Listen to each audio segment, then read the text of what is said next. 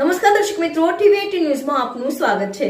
ટીવી18 news ગુજરાતની પળે પળની ખબર ધરાવતી ગુજરાતી ન્યૂઝ ચેનલ છે। હવે જોઈએ મુખ્ય સમાચાર। સ્ટેચ્યુ ઓફ યુનિટીના જંગલ સફારી પાર્કના પ્રાણી પક્ષીઓ માટે ઠંડકની વ્યવસ્થા, ખાસ ડાયટ પ્લાન બનાવાયો। અંગત ઝાડતી ગરમીથી ન માત્ર માણસો પરંતુ પ્રાણીઓ પણ પરેશાન છે।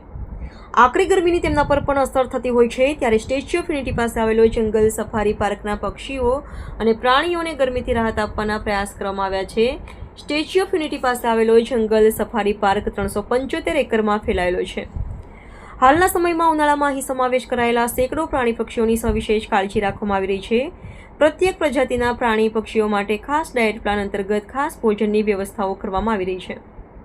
કેટલાક વિદેશી કપિરાજની પ્રજાતિ અને પક્ષીઓ માટે ખાસ પ્રકારના ફળોનો રસ અને ફળોને ફ્રોઝન કરીને તેના આઈસ ક્યુબ અને પોપ્સિકલ્સ બનાવીને પણ આપવામાં આવી રહ્યા છે।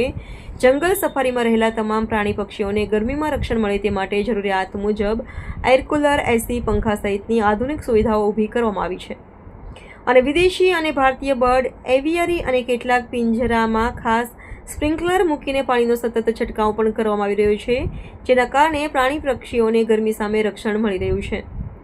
પ્રત્યેક પિંજરામાં નાના મોટા પ્રાણીના તળાવ બનાવવામાં આવ્યા છે। હિપ્પોપોટેમસ, ભારતીય ગેંડો, ભારતીય ગોર અને રીંછ તથા હરણ સહિતના વિભાગમાં આવેલા તળાવ આ પ્રાણીઓને ગરમી અને લૂ સામે રક્ષણ આપી રહ્યા છે।